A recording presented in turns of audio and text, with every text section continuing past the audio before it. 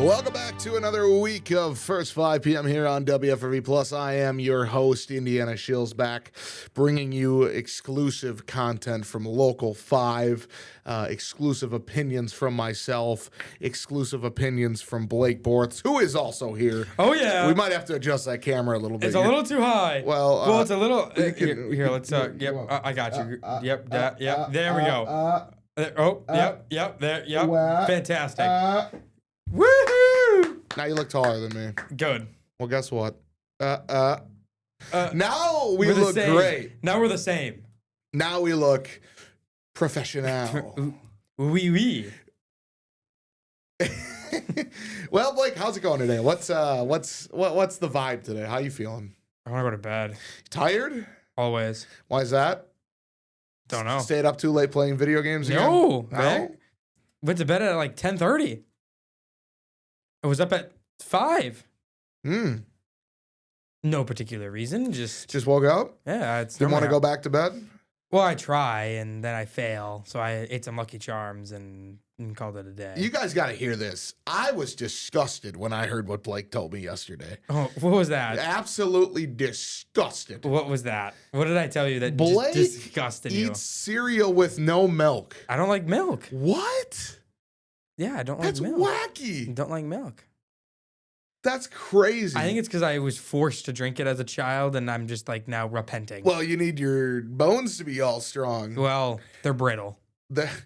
Mom and grandma were trying to teach you. Yeah, they're brittle. Well, I just thought that's crazy. Hey, man, you just go about it, and hey. I mean, to each their own, I guess, right? I say, right? Well, one thing we do want to get to today before we start talking a little bit of Green Bay Packers and NFL playoffs, which had some really, really good games over the weekend. If you didn't watch them, the Broncos advanced, who else advanced? Patriots advanced, Seahawks, and the Rams. So that is your championship game set up. But one thing we do want to talk about real quick, it is Martin Luther King Jr. Day. It is. So Martin Luther King Jr. Day is obviously to recognize the significance and importance that Martin Luther King Jr. really had on the 1960s and the civil rights era. Just an activist for equality, got rid of segregation and stuff like that. A huge important piece of American history, and a lot of people, it's now a federal holiday. That was as of recently, I believe, like 2022. Yeah, I want to say it was because it never used to be a federal holiday. It was somewhat recent. Now it's a federal holiday. So if you guys do have off today, well, I hope you're enjoying your day. But the news never sleeps. We're here. Just like always. But there was a lot of celebrations around Northeast Wisconsin. Local 5's Ellie Davis was up here in Green Bay today, and she took a look at a celebration of Martin Luther King's life and legacy. Mayor Eric Genrich was there. Chief of Police Chris Davis was there, and a bunch of other local leaders. So let's go ahead and play Ellie's reporter package that ran in our 4 p.m. show about Martin Luther King Jr. Day. Well, it's been over 62 years since Martin Luther King delivered his I Have a Dream speech. Our Ellie Davis went to Divine Temple Church of God in Green Bay to see how they honored the Reverend on Martin Luther King Day. We're celebrating our 20th anniversary of our Martin Luther King celebration. In its 20th year, the celebration brings together the community and local leaders to reflect on Dr. King's message and why it matters. Equality, keeping the hope of equality alive. You know, coming together as one people, one humanity people for the good. This year, the event comes during a national milestone. With our 250th birthday coming up here in 2026, in July, it just seems especially fitting to look back on the speech that he gave, the I Have a Dream speech, but also what we have left to fully achieve that dream that Martin Luther King was talking about in 1963. And although children had the day off from school, leaders emphasized the importance of children knowing who King was. He set the boundary for us. So some things we tell them as they grow older, we get more deep into it. But we started off young, knowing him as the preacher, as the community person. Green says Martin Luther King is a role model kids can look up to 365 days a year. Not just only this day, but we keep reinforcing that, it's good. You do good, good will follow you. Cook says this annual event reinforces King's message. In today's time, this message is very important. In Green Bay, Ellie Davis, Local 5 News. For more information, visit the article at wearegreenbay.com. All right, good job from Ellie, as always, on her reporter package. Like I said, Martin Luther King Jr. Day, big day for America with the history that it brings, and then just honoring the life and legacy of one of the most impactful Americans of all time. So, Blake, you were, we don't have your reporter package today because it runs at the 6 p.m. show, which you can catch right after first 5 p.m. here on WFRV Plus. But, Blake, you had kind of a busy morning, sent out to some breaking news. You want to talk a little bit about what transpired today? Oh, boy, would I ever like to talk about it there, Mr. Shills. Out the door, headed out to, oh, my goodness. Bonduelle. I'm very fond of Bonduelle. That's actually 29 is where I go when we go up north to my grandparents. We take that road all the time. So we always exit at the Bonduelle exit. Okay. So I'm very, very familiar with those roads. With the area. Yes. So later reports were of a head-on collision between a plow and a semi truck. Got there and it was par for the course. What they said is what we saw. Saw a semi that was jackknifed sitting across Highway 29. The plow was in the ditch.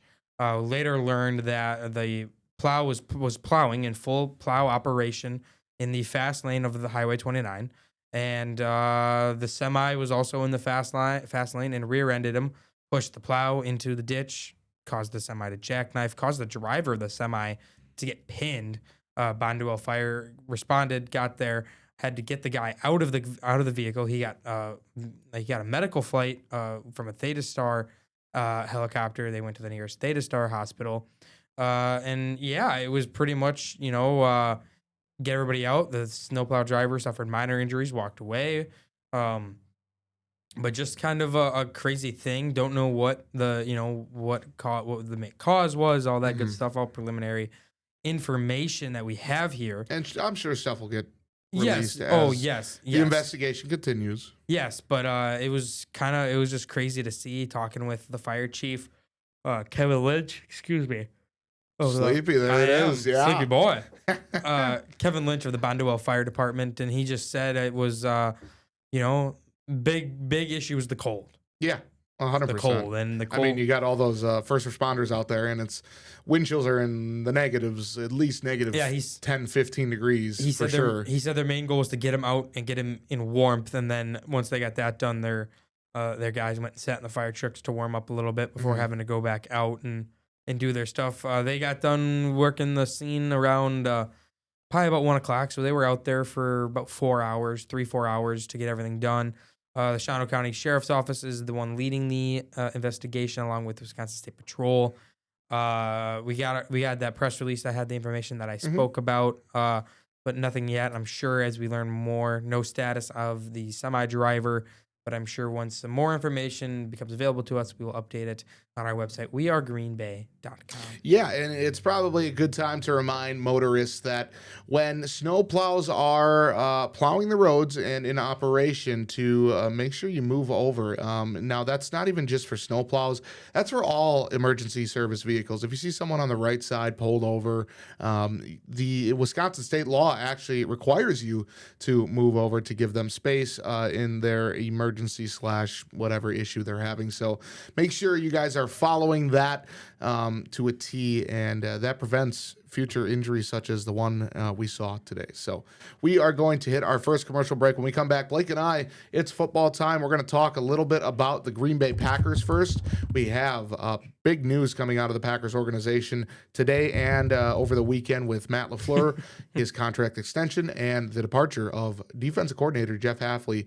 He's headed to some warmth. He's going down to Miami to be the head coach. So we'll be back right after this 1-minute commercial break. Thank you guys for tuning in.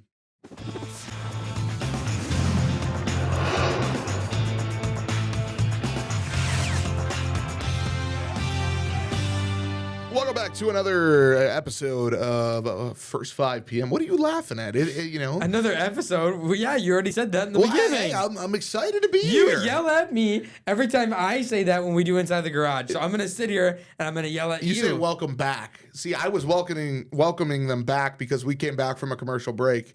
We come back from a commercial break and Inside the Garage. No, we don't. Yes, we do. I yell at you for the first one. We're not going to argue. All right. Anyways, big Packers news. We'll start off over the weekend. Head coach Matt LaFleur, he received a multi-year extension. We got Green Bay Packers expert Blake Bortz here to bring us with more details on that deal. More details. Really, you said it there. Multi-year. We don't know the dollar amount. Mm-hmm. We never will know the dollar amount. We'll never know the true years that are left on the deal until whether he signs another extension or is ultimately let go.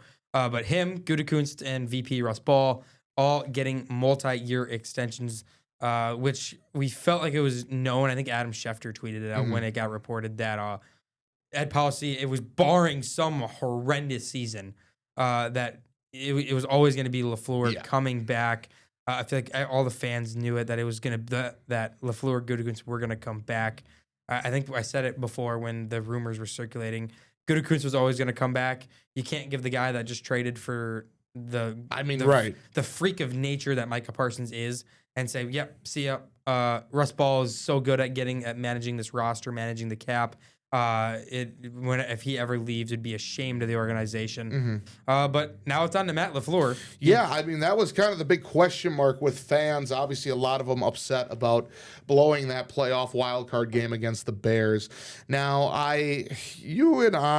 what was your opinion on LaFleur? I think that he deserved another chance. Okay. Yeah. See, that's 100% what I believe. I think LaFleur is a good coach. I think he has the locker room still.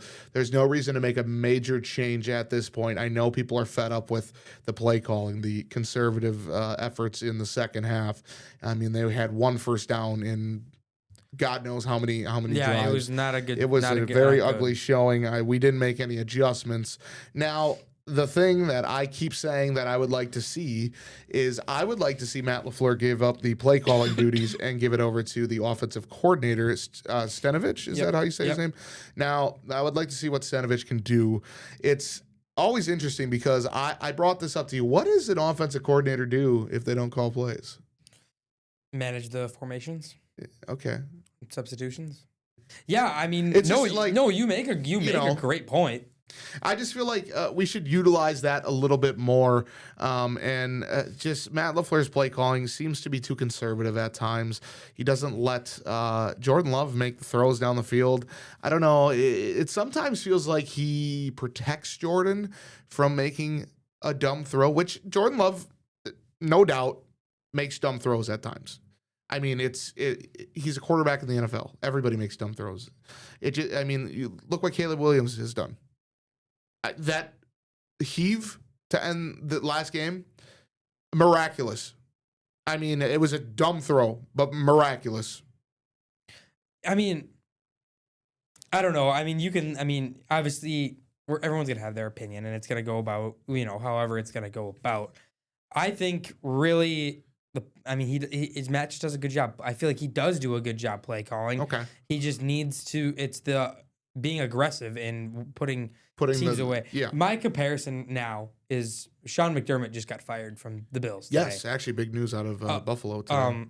After failing yet again. Literally McDermott, LaFleur kind of 1-1. Mm-hmm. Very similar, right? Very, very similar, but I feel like the reason the break is given to Matt is Sean McDermott really inherited Josh Allen. Yeah. And turned the team around from being the Bills that you knew early 2010s into what we know now as a perennial Super Bowl contender every year.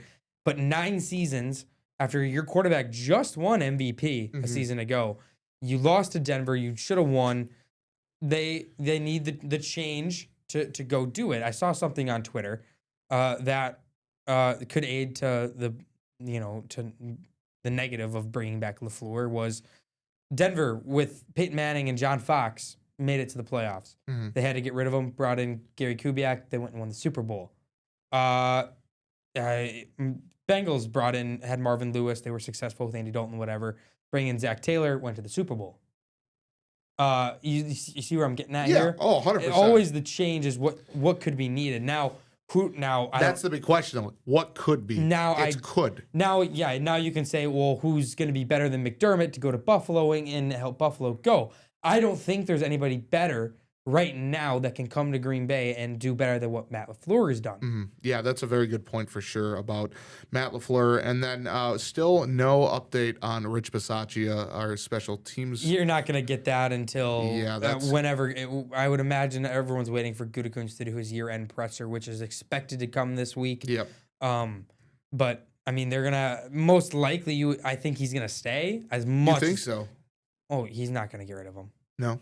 I don't think so. No, okay. I mean, I think he does too much in that locker room. He's too much of a locker room guy for them to get that rid is of. true. I mean, and that's a big thing is the chemistry. You don't want to get rid of somebody that all the guys love. Yep. I mean, sometimes you have to make that business decision, and that's the tough thing about being a general manager in the NFL. But if the results were not there for the special teams. We obviously had plenty of blunders this year. Yep.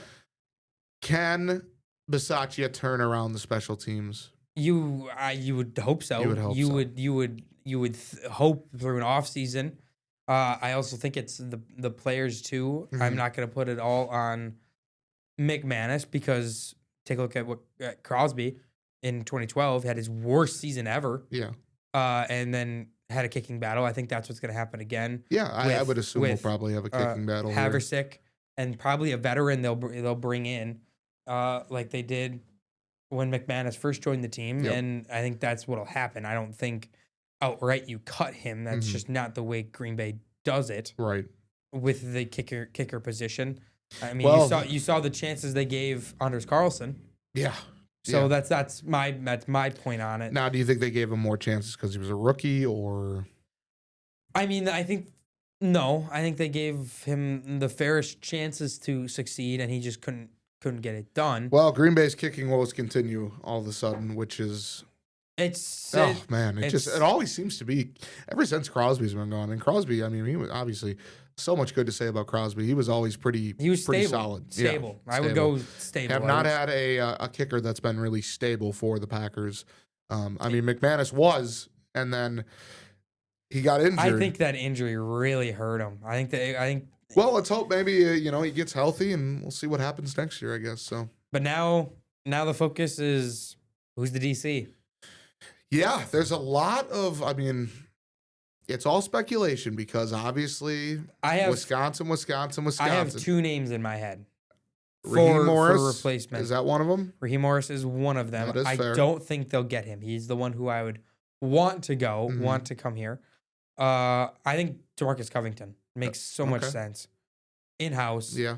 Well liked by the players. He was the DC in New England in 2024.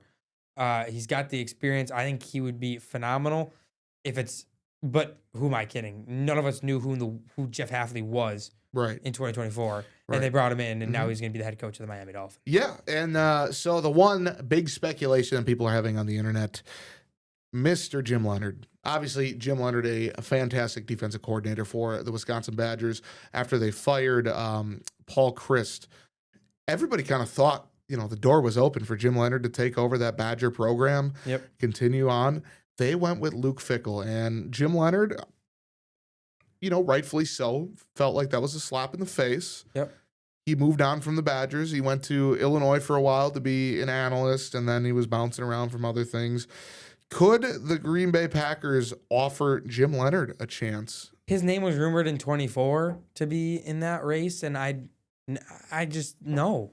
Unfortunately, I think it'd be cool. It would be cool. I think he could do a good job. But with the Packers. Do I think realistically? No. Unfortunately, just because it's not the type of thing they do. I could be totally wrong. We could be sitting here in 4 weeks and he's hired. Yeah. But realistically, no. Well, let's quickly, before we go to break, shift focus to Jeff Hafley. Departing, breaking news as of about an hour ago. 4 o'clock. Hafley has moved on from the Packers. He, after 1 season. 2 seasons. 2 seasons, excuse me, 2024, my bad. he will be head coach of the Miami Dolphins. So congratulations to Hafley. It was kind of not a surprise that Hafley was going to get a lot of head coaching interest, especially with all the openings in the NFL this year. And he ultimately, the Dolphins loved what they saw. He led Green Bay to one of their best defenses in a while. But the hiring of John Eric Sullivan is really what sealed the deal over there. This is also true. Was he was going to get that job. If they would have fired LaFleur, then I would imagine LaFleur probably would have went with John Eric to Miami. So. Yeah, well, like we said, congrats to Hafley. Going to be kind of a big loss for the Packers. Yeah, it'll be interesting to see what they do. Regardless of what you want to say. But yeah, we'll see who ends up filling that defensive coordinator position. Obviously, you can stay up and catch all of that information on wearegreenbay.com. We'll bring it to you as soon as we can. Cam, Kyle, Carson, and Brianna, they got WFRV Sports Night tonight.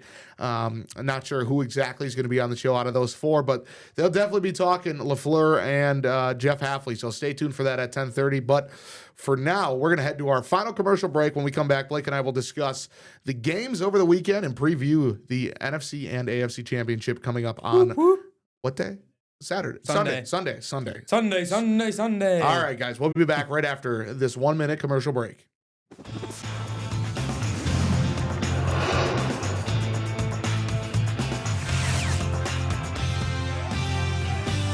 Breaking news out of Indiana Shills right now. Just got a text message. No power at the house at the apartment. Not sure what happened. We're going to have to figure out what's going on. Estimated time of restoration is 8:30. Stay tuned at 10. You'll have Indiana Shows with a live report. Yeah, I will not be. I'll still be here. I work. We got till 10:30 tonight, but unfortunately, no power at home right now. So gonna have to reset all the clocks again. Biggest pain in the butt. Oh boy. Gotta hit a couple buttons. Oh boy. All right, let's talk a little bit about the divisional matchups. You know ball? I know a little ball. I did watch. I didn't watch the Bears game. Well, I kind of watched. How much ball do you know? Probably less than you, but because I know ball. What happened? Let's go through the games. Bills and who the Bills play? The Broncos. Bills and the Broncos. Now, probably the game of the weekend. Oh, it was super fun to watch. I mean, it was just so Josh Allen with too many mistakes. The biggest one would turn out to be right before going into halftime. He got a little careless with the ball. Josh fumbled it. Broncos go on a 10-point swing, but ultimately cost them. Broncos. You got to think that James Cook fumble, too, was a huge momentum swing. It just a whole lot of errors for Buffalo, but they were in it, and it came down to the wire. Went to overtime. You had the catch, no catch, whatever. Whatever you want to call it. But Bo Nix wills his team to the AFC title game at a game he will not play. Yeah, big news out of that. As soon as the game ended, reports came in that Bo Nix is out for the playoffs. Broke his ankle. He broke his ankle on one of the final plays of the game. It was a pass to Mims. He got it complete, but at what cost? He led his team to the 1 seed, led him to a home game in the AFC Championship game, and he cannot play. They'll now rely on backup quarterback. Yeah, Jarrett Stidham. So something interesting to watch there. Stidham has not thrown a pass in the regular season since 2023. Now, Mr. Sean Payton, correct? He's coach of the Broncos now. That's how much ball I know. He said he's pretty confident in Stidham. Oh, I mean, Stidham is a very good quarterback. I mean, he's not too shabby, so it'll be exciting what they do. There is a rematch of the 2015 AFC title game. Yes, Patriots move on over the Texans. C.J. Stroud just... How do those C.J. Stroud and Jordan Love comparisons look now? Just abysmal for Four C.J. Stroud. 4 interceptions in the first half. Yeah, I mean, that game was turnover. But his defense kept him in. Yeah, and it ended up being, it was... He could have won the game for him. It was close for a while, and then, it was just... too many turnovers, and the weather obviously played effect there. Yeah, I mean, weather was important, but I mean, the Patriots they keep getting away with these easy wins. I mean, I'm serious. I mean, they beat C.J. Stroud at his worst of the season. Yeah, we'll move on. Let's move on. We have just a couple more minutes here. Oh, we got plenty of time. NFC, we don't have to spend too much time on San Francisco was a blowout. I mean, it was from the start. Rashid Shaheed took her all the way back. Absolutely electric start for Seattle, and they really never looked back. I mean, congrats to the 49ers for a good season. They were so injured all year. So just to be able to make the playoffs and get to where they were, just completely overmatched in that matchup. And then the big game, Bears, Rams, I mean, an all-time classic. So I just crazy I just want to share this one thing I saw on Twitter. All right, baseball, Brewers, Wisconsin sport, playing a rival sport in the playoffs. The Cubs. They beat the Cubs. Rival Chicago team cheers on LA. LA wins. Okay? Now go to the NFL. Packers, Bears play in the postseason. Chicago beats Wisconsin team. Wisconsin team cheers on LA. LA wins. So you know who the benefiting factor of Wisconsin versus Illinois? LA. So yeah, kind of ironic to think about that. But yeah, I mean that game was insane. Kind of ugly until the last 10 minutes, really. And then just kind of how the Bears season has been. It just comes down to the wire every time. Caleb Williams throws the most miraculous fourth down touchdown I think I've ever seen. I mean, it was a holy mackerel. Just a prayer. Yeah, no, I mean, and it just was crazy. That game was crazy. But I mean, the way you look at it, he made this crazy play that never should have happened, that will never happen in his career. Yeah. This season will never be matched by Chicago fans. No, I mean, they won so many close games, so many comebacks. And it's not sustainable. You know, as soon as it goes to overtime, everybody is thinking, oh my God, Chicago's going to win. So 3 and out for the Rams. Everybody's like, it's over. Chicago's driving. And then Caleb Williams is his worst enemy yet again. Throws a pick to Cameron Curl. Great play by Cameron Thicker, Curl. the kicker. I don't really know what his name is. I think it's like Melvis. Sure. I think it was. We'll go with Thicker, the kicker, because that's his nickname. He ends up putting it through, sends the Rams to the NFC Championship. So, NFC Championship, AFC Championship on Sunday. Local 5 will carry the AFC game between the Broncos and the Patriots. But that's all the time we got for Blake. Broncos, Seahawks, Super Bowl. All right, that's Blake's opinion. Don't worry, guys. That is unfortunately all the time we got. But next episode tomorrow will be even more fun. So, you guys catch the Local 5 at 6 p.m. right now. But for now, Blake and I are signing off. We'll see you tomorrow. Have a good night, guys.